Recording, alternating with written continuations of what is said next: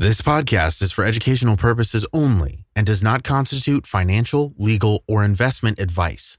Always consult a qualified financial advisor or tax professional before making decisions related to your retirement accounts or your home purchase strategy. Enjoy the episode. Welcome back to How to Financially Prepare to Buy a Home, Part 6. This is one of my favorite and most misunderstood financial tips. I'm going to share with you the little-known tactic that helps you buy a home sooner and set you up for a better retirement. This one's a game changer. Let's do it. How to Buy a Home educates, protects, and connects first-time homebuyers to qualified vetted realtors in their area. Whether you're looking for DIY information or step-by-step guidance, How to Buy a Home is the #1 resource for first-time homebuyers. What's the haps, my How to Buy a Homies? I'm David Sidoni, and this is Part 6 of the How to Financially Prepare to Buy a Home, and I am so excited to tell you about this tip. This one's number 15 on the tip list. Now, before I get into this one, I want to quickly acknowledge that there's a lot of hate directed at anyone who suggests the tip that I'm about to. But I'm not coming at this with complete hate back to them. I do appreciate and respect the intention behind the haters who don't dig what I'm about to talk to you about. I do want to make sure that I remind you, though, I have served up over 420 episodes of coaching and guidance for free. I am hit up on the daily from advertisers who want to pay me so they can solicit you. Yet here we sit, ad-free today. I do this because I believe in this mission. I'm a passionate advocate for all first-time homebuyers. I would never sell you out to make a buck. So this tip I'm about to give you, it doesn't come from any of that. I'm not bringing you irresponsible, dangerous information or some sort of scheme to try to get more people to buy a home. I've been fully transparent the whole time with everything that I do here. The rent replacement strategy is for those who understand that the home buying game has changed dramatically in the last 20 years and even more dramatically in the last 10 years. It's not as cut and dry and easy as it used to be to buy a home. So today's buyers need new strategies that think about them, breaking down some of the traditional strategies that unfortunately a lot of people are still stuck on. It's actually irresponsible to not discuss all of these other options for anyone who's thinking about buying a home. The average age for first-time homebuyer right now is 40, and that shouldn't be. And it's because a lot of these new paths to building wealth in an economy with more obstacles than clear, simple paths to success, they're just not being taught and not being told to everybody. And that includes how to own as soon as you can so that your home can become part of your retirement plan. Tip number 15. This is one of the most underutilized, misunderstood, but potentially game-changing tools for first-time homebuyers. Using your 401k to help fund your down payment and closing costs so you can stop paying someone else's mortgage and start building your equity sooner. Yes, everybody, you heard me right. And yeah, I'm pretty sure that some of your butt cheeks just clenched up big time. I know what you're thinking. Dude, isn't that risky? Or maybe you're going, what? I have been told never to sacrifice my retirement for anything. I get it. I understand that. It's not sacrificing. And I've got the math to show you. Because what if I told you that when done correctly, smartly, this isn't sacrificial, it's strategic. It's not robbing from your future, it's just redirecting it. And when I lay out all the facts for you, you can go ahead and make your own decision. Now, a lot of you've been playing by the rules, saving when you can, and you're watching your 401k slowly tick upward. But right now, you're stuck because between rent increases, inflation, stagnant wages, student loans, and everything else that's squeezing the would-be middle class and the middle class, first-time homebuyers, you got to find a smarter move. What if I told you that the very account that you have been warned to absolutely leave untouched, your 401k or your retirement, that it can actually help you buy your first home sooner while still fully protecting your future? This isn't reckless, it's strategic. Here's how it works. For many of you, the best or perhaps the only way that you can springboard into stability and middle class is going to be through owning a home sooner than you think without murdering your future. All right, sounds great, but how does that work? Well, it's by changing the mindset. Realizing that owning a home sooner is simply diversifying your retirement portfolio, not some reckless off-the-rails gamble. Here is the math for this. I'm going to give you numbers for someone 30 years old who's making $100,000 a year. Now, you can use these numbers as a baseline, and you can adjust to your own specific numbers. So 30-year-old making 100 grand a year, contributing $10,000 a year into a 401k. And let's say the employer matches $3,000 a year. So calculating a $13,000 a year contribution and adding in annual salary growth adjustments of 3% a year, we're going to look at a 6.5% return on your fund and add it up till you're age 59 and a half. That estimated return is approximately $1.2 to $1.4 million. That's why everybody says, dude, you got to keep going in your 401k. Correct. Okay, quick little side note. Keep in mind, the boomers who created the strict rule of making your 401k a no-touch, a set it and forget it, they assume that all workers are going to have the same job from age 30 to age 59 and a half.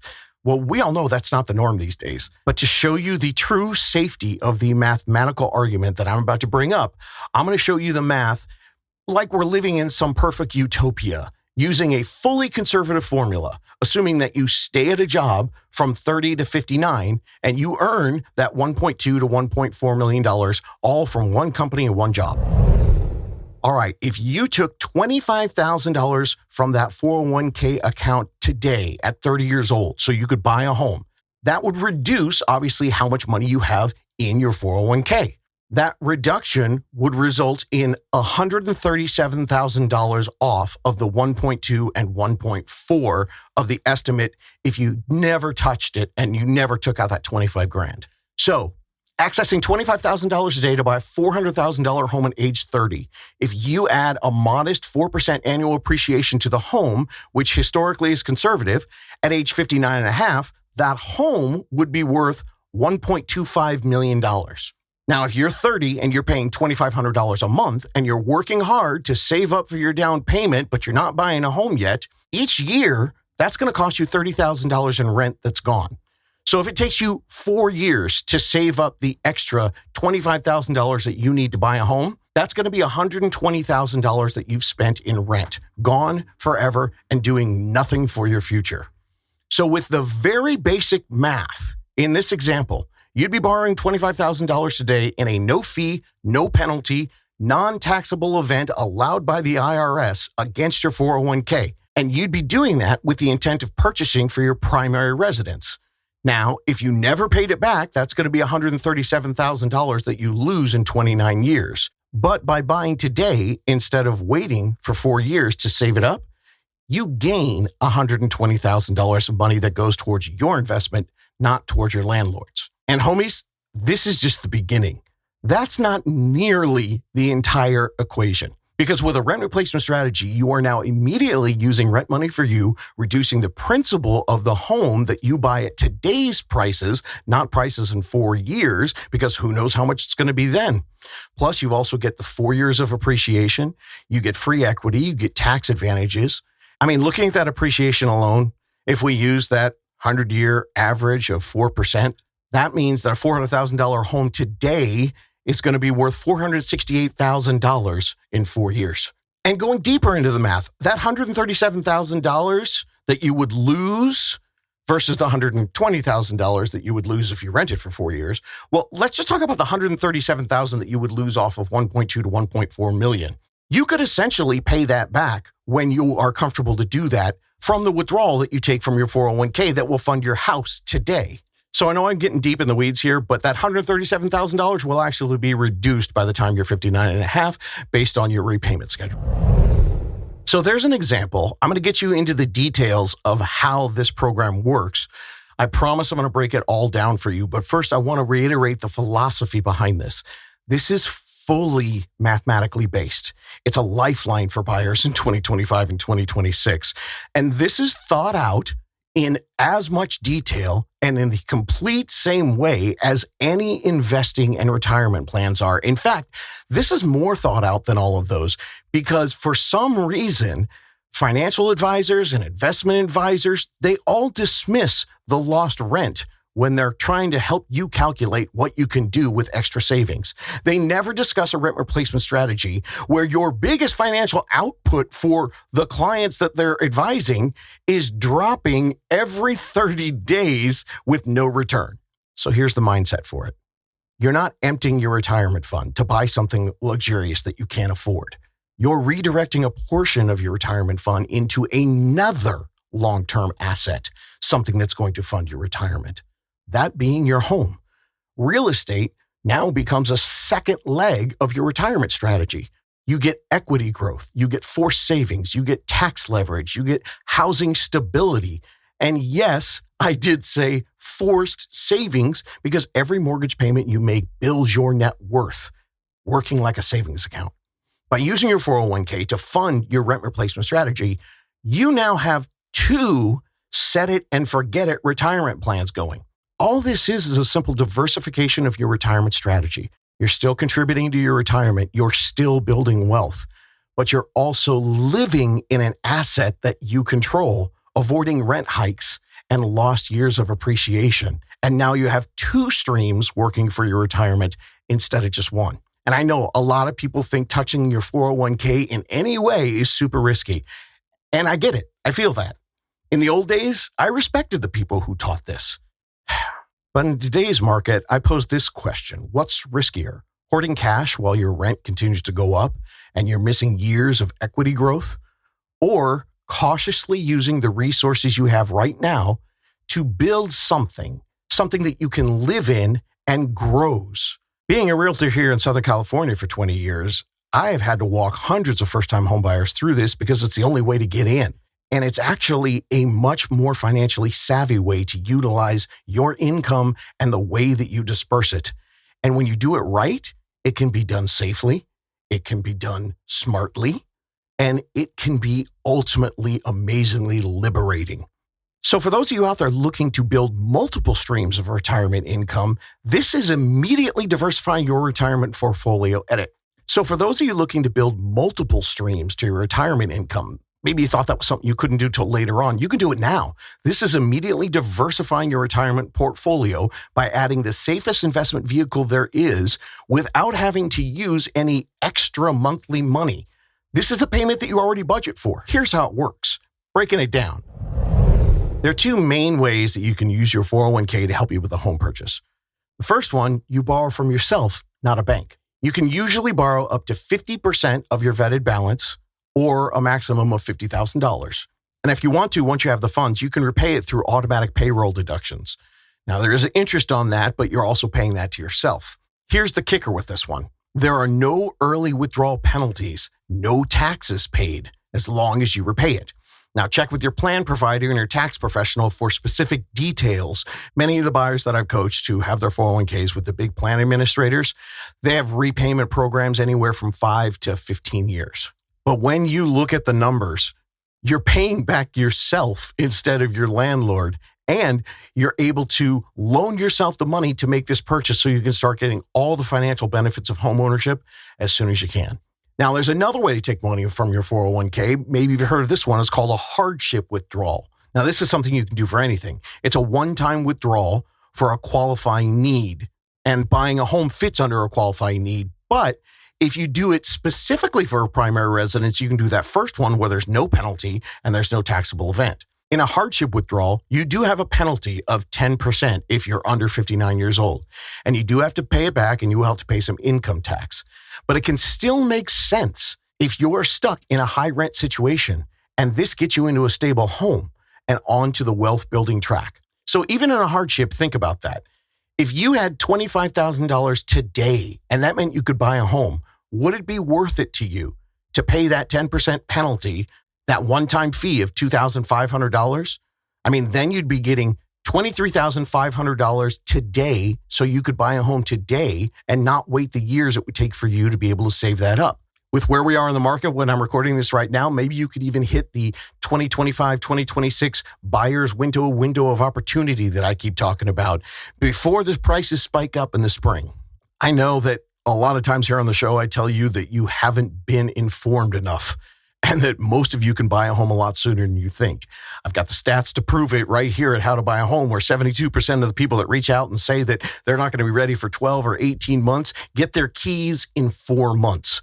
Because most people are just not getting all the information, and they are way more ready to buy than they think they are. They just have not been shown how to buy in today's market. And this is one of the techniques. And what's a big bummer to me is the people that need to hear this most, who could make the most money off of this, actually, they would lose the least amount of money if they listen to this. It's the 35-year-olds, and they're renting for $3,000 a month, and they're trying to save up for a 20% down payment, or maybe they're just trying to save up 5% or 10%. And those people, while doing all that saving, they're going to end up being part of that 40-year-old statistic. First-time home buyers waiting way too long to buy. $3,000 a month, that's $36,000 a year. $180,000 lost if you wait 5 years. Not to mention where prices could be in 5 years.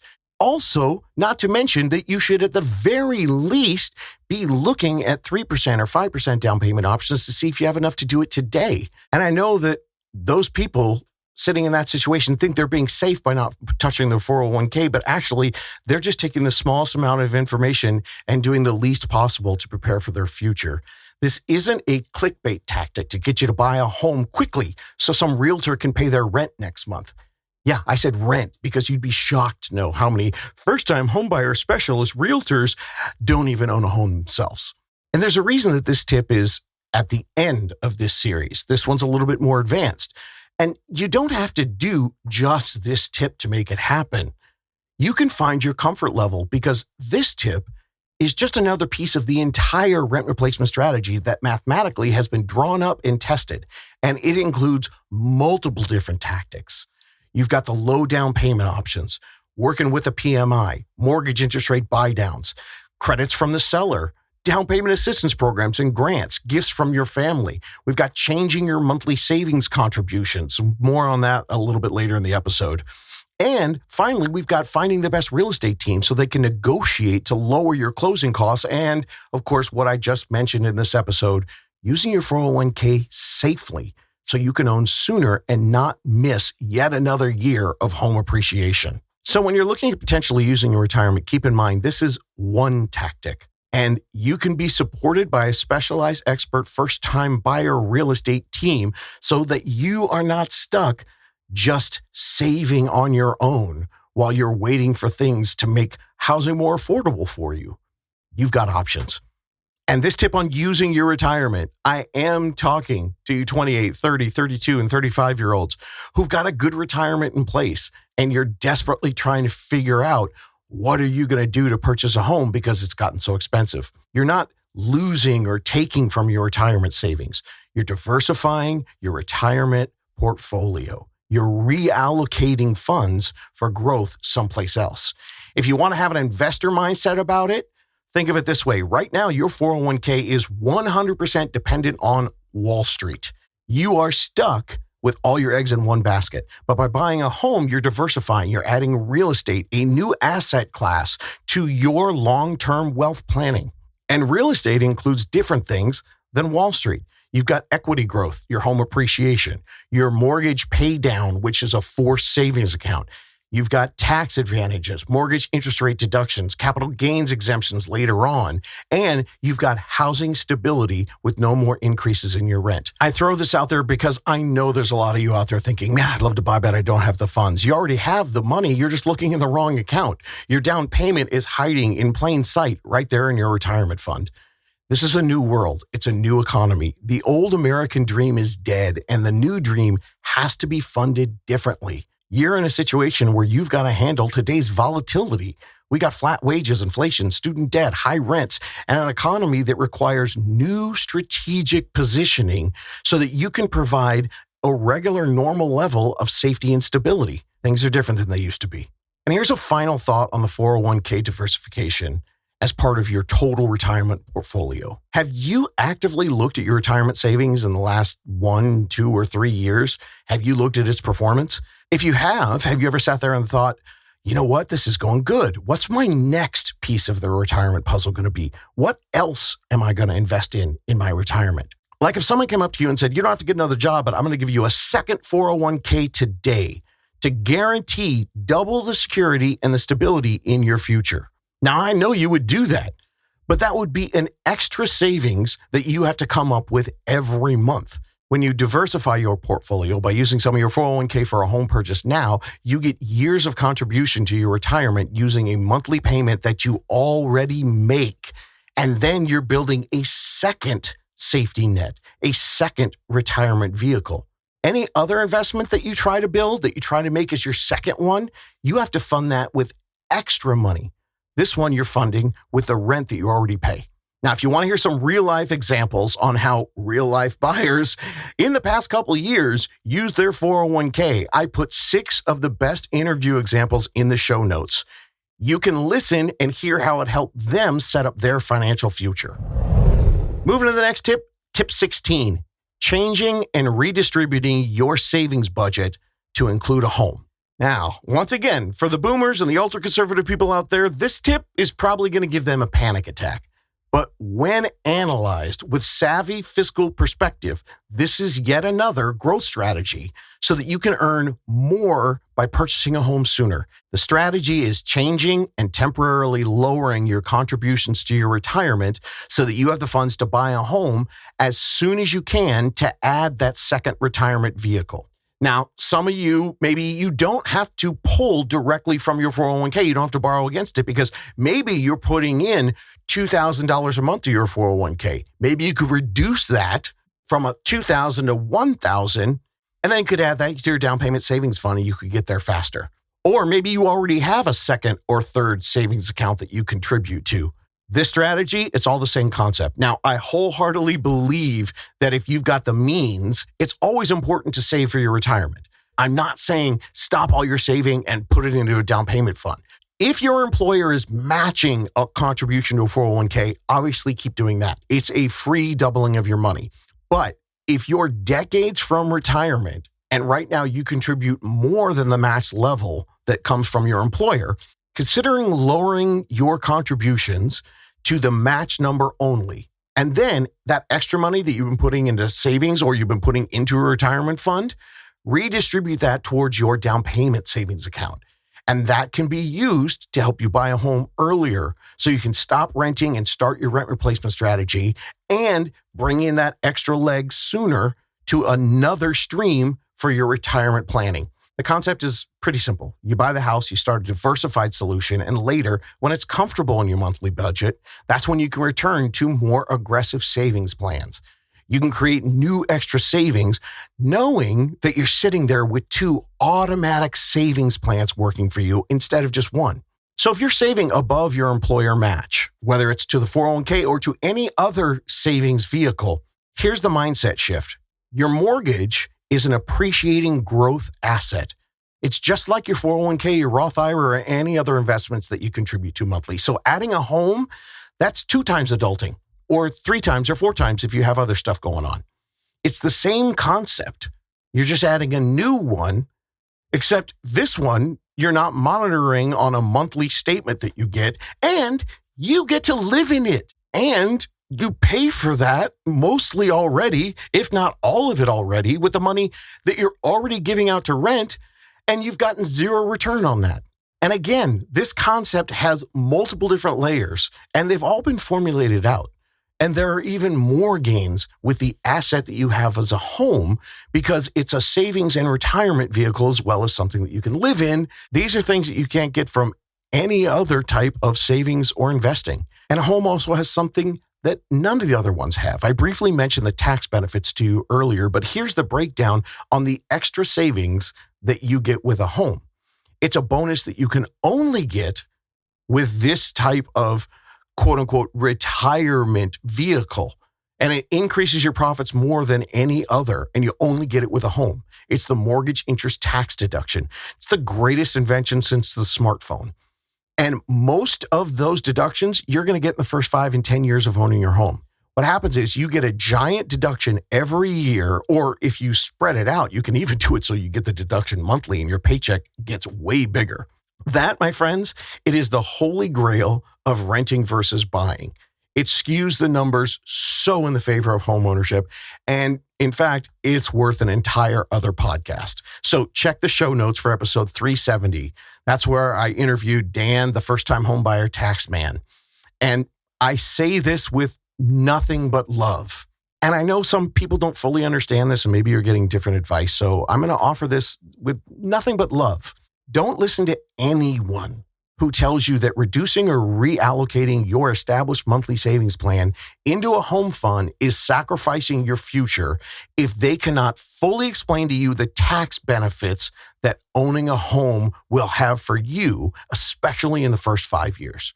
This is an enormous advantage over other savings assets. And when you combine the tax benefits of home ownership, you put that arithmetic into your balance sheet, you add in the rent replacement strategy, the philosophy of using money that you already spend, plus the appreciation gained in a growth asset that acts as a forced savings account.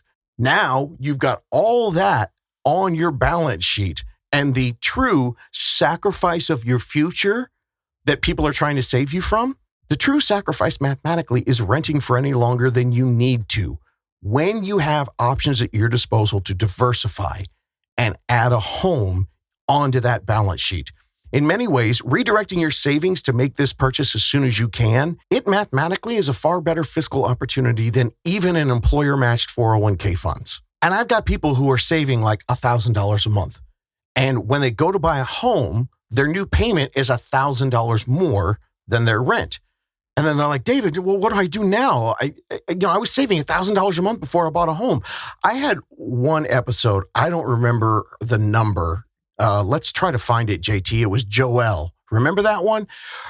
Like she was talking to her mom about it and going through that. And her mom's like, yeah, honey, well, what you're doing is you were putting it into a down payment savings account. Now you're putting it into your mortgage.